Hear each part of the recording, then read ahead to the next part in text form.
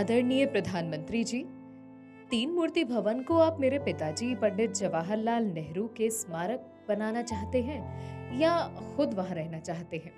इस बात का फैसला यदि आप जल्दी करते तो बेहतर होगा। वैसे मैं हमेशा से ये मानती रही हूँ कि तीन मूर्ति भवन रहने के लिहाज से बहुत बड़ा है, लेकिन पंडित नेहरू की बात अलग थी। उनसे मिलने वालों की तादाद बहुत बड़ी थी। हालांकि अब स्थिति ऐसी नहीं रहेगी। आपसे मिलने वालों की कुछ खास तादाद नहीं होगी। ये बातें 1964 में इंदिरा गांधी ने उस वक्त के प्रधानमंत्री लाल बहादुर शास्त्री को लिखे पत्र में कही थी। इसके बाद शास्त्री ने तीन मूर्ति भवन को नेहरू म्यूजियम बना दिया था। मोदी सरकार ने अब इसी नेहरू मेमोरियल का नाम बदलकर प्रधानमंत्री म्यूजियम एंड लाइब्रेरी कर दिया है। नमस्कार, मैं हूं आपके साथ शुभम गुप्ता और आप देखना शुरू कर चुके हैं जनहित टाइम्स का खास कार्यक्रम ब्लैक एंड व्हाइट राजनीति। ब्लैक एंड व्हाइट राजनीति में हम आपको ब्लैक एंड व्हाइट ज़माने के किस्से बताते हैं, जिसे सुनकर आप पुराने भारत को समझ सकते हैं, उससे प्रेम कर सकते हैं। अगर आप चाहते हैं कि ब्लैक एंड व्हाइट ज़माने की राजनीति की मिट्टी की खुशबू आप तक पहुँचे, तो हमारे चैनल को सब्सक्राइब कीजिए। साल 1911 की बात है। अंग्रेज़ों ने ब्रिटिश भारत की शीतकालीन राजधानी कलकत्ता को दिल्ली ट्रांसफ़र करने का फैसला किया। भारत में ब्रिटिश शासन के दौरान एडविन लुटियंस के शाही राजधानी बसाने का दौर तेज हुआ। इसी के तहत साल 1930 में फ्लैग स्टाफ हाउस बनाया गया। ये ब्रिटिश इंडिया सेना के कमांडर इन चीफ का शीतकालीन हेडक्वार्टर और आधिकारिक निवास था। 30 एकड़ में फैली इस खूबसूरत बिल्डिंग को ब्रिटिश सैनिक और आर्किटेक्ट रॉबर्ट टोर रसेल ने बनाया था। रसेल इससे पहले दिल्ली के कनॉट प्लेस और पटौदी पैलेस को भी डिज़ाइन कर चुके थे। ये बिल्डिंग राष्ट्रपति भवन के दक्षिण यानी साउथ में है। इसे पत्थर और प्लास्टर से बनाया गया था। इसे विक्टोरियन और फ्रांसीसी आर्किटेक्ट का मिला जुला रूप बताया जाता है। जल्द ही फ्लैग स्टाफ हाउस का नाम बदलकर तीन मूर्ति भवन कर दिया गया। दरअसल इस भवन के बाहर एक चौक है, जिसके बीचों बीच तीन मूर्तियां बनी हुई हैं। तीनों मूर्तियों की वजह से ये भवन तीन मूर्ति भवन के नाम से भी जाना जाता है। इन तीनों मूर्तियों को ब्रिटिश न्यूलॉर्ड जेनिंग्स ने बनवाया था। यहाँ मौजूद तीन सैनिकों की मूर्तियां मैसूर, जोधपुर और हैदराबाद राज्य के शस्त्रधारी सैनिकों का प्रतिनिधित्व करती हैं। ये मूर्तियां साल 1922 में लगाई गई थीं। पहले विश्व युद्ध के दौरान हाइफा की लड़ाई में भारत की ओर से जोधपुर, हैदराबाद और मैसूर के ही सैनिकों ने अपने अदम्य साहस का परिचय दिया था। उन्हीं की याद में ये मूर्तियां लगाई गई हैं। मूर्तियां लगने के 8 साल बाद फ्लैग स्टाफ हाउस बना था। 4 अगस्त 1947 को घोषणा हुई कि लॉर्ड माउंटबेटन भारत के पहले गवर्नर होंगे। इसी के बाद महात्मा गांधी ने देश के आखिरी वायसराय और पहले गवर्नर जनरल लॉर्ड माउंटबेटन को वायसराय भवन के बजाय कहीं और रहने की सलाह दी। जेबी कृपलानी अपनी किताब political thinkers of modern India में लिखते हैं कि गांधी की सलाह के बाद माउंटबेटन फ्लैग स्टाफ हाउस यानी तीन मूर्ति भवन को अपना निवास स्थान बनाने की तैयारी करने लगे। माउंटबेटन ने ये बात जवाहरलाल नेहरू से बताई। नेहरू ने ये कहकर मना कर दिया कि वो यानी माउंटबेटन कुछ ही महीनों के लिए देश में रहेंगे और इतने कम समय के लिए घर बदलना सही नहीं है। इसके बाद माउंटबेटन ने घर बदलने का इरादा त्याग दिया। साल 1947 में आज़ादी के बाद ये फैसला लिया गया कि भारत के प्रधानमंत्री तीन मूर्ति भवन में रहेंगे। उस समय के commander in chief field marshal Auchinleck ने उसी समय दूसरे भवन को उनको शिफ्ट कर दिया गया। इसके बाद देश के पहले प्रधानमंत्री नेहरू ने इसे अपना आवास बना लिया। उनकी बेटी इंदिरा गांधी भी इसी घर में उनके साथ रहने लगी। जाहिर था ये इमारत प्रधानमंत्री आवास के लिए बिल्कुल मुफीद थी, क्योंकि वायसराय हाउस के बाद फ्लैग स्टाफ हाउस ही दूसरी सबसे ताकतवर बिल्डिंग थी। पाकिस्तान के भौतिक शास्त्री परवेज हुडवाई ने मिलिट्री जर्नलिज्म के स्तंभ कहे जाने वाले स्टीवन विल्किंसन के साथ एक इंटरव्यू में इस बारे में बात की थी। उनके मुताबिक नेहरू इससे ये संकेत देना चाहते थे कि भारत में संसद सेना प्रमुख से ऊपर है। हालांकि बहुत से लोगों के मुताबिक ये सही आकलन नहीं है। क्योंकि नेहरू इस प्रकार के किसी भी आडंबर से दूर ही रहते थे। वो जानते थे कि इससे कुछ भी साबित नहीं किया जा सकता।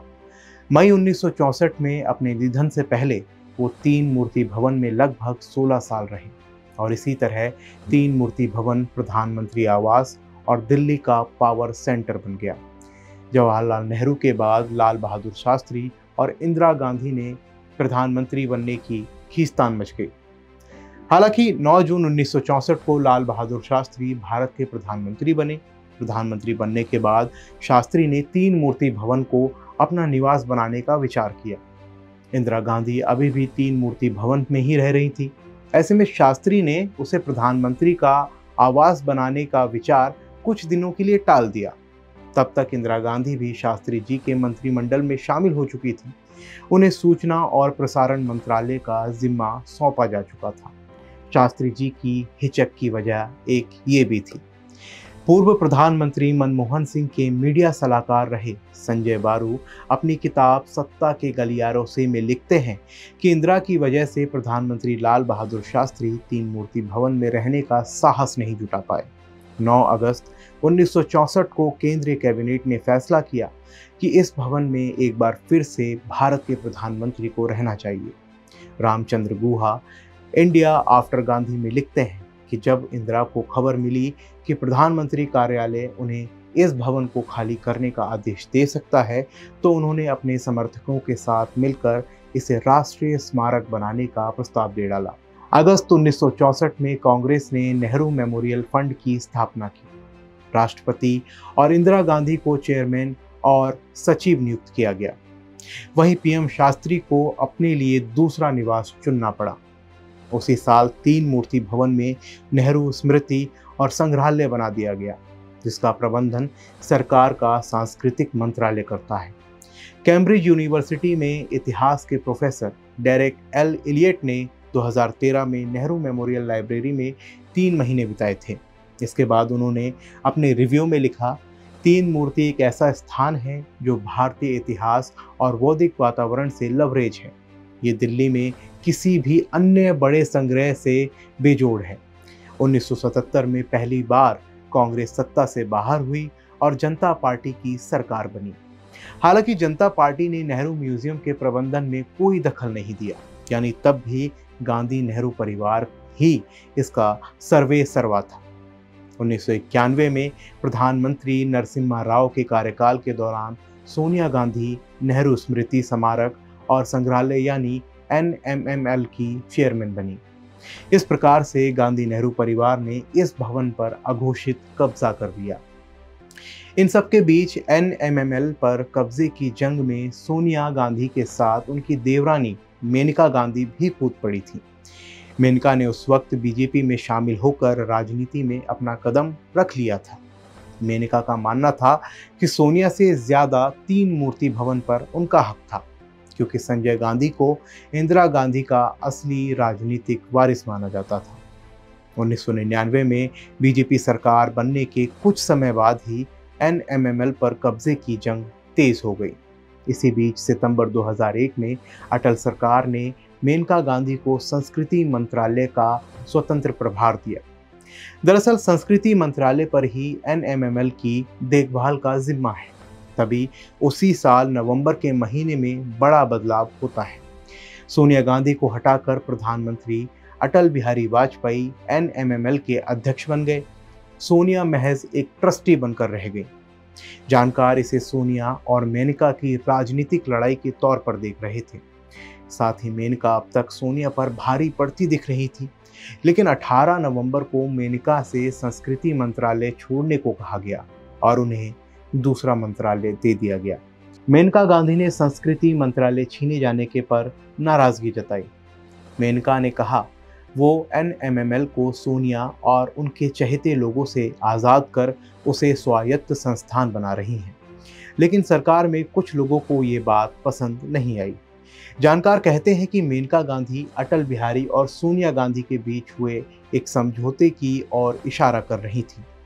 दरअसल उस वक्त बीजेपी सरकार के पास किसी बिल को संसद में पास कराने के लिए पर्याप्त संख्या बल नहीं था। प्रधानमंत्री वाजपेयी संसद के दोनों सदनों में आतंकवाद से संबंधित पोटा बिल को कांग्रेस के समर्थन के बिना पारित नहीं करा सकते थे। इसी वजह से उन्होंने सोनिया के साथ समझौता किया। भले ही मेनका से संस्कृति मंत्रालय वापस ले लिया गया था, लेकिन सोनिया गांधी दोबारा NMML की चेयरमैन नहीं बन पाई। हालांकि संस्कृति मंत्रालय से मेनका की छुट्टी होना एक तरह से सोनिया की जीत की तरह देखा गया। वाजपेयी ने NMML से कोई छेड़खानी नहीं की, क्योंकि नेहरू उनके भी आदर्श थे। लेकिन साल 2016 में प्रधानमंत्री नरेंद्र मोदी ने इसका नाम बदलने की बात की।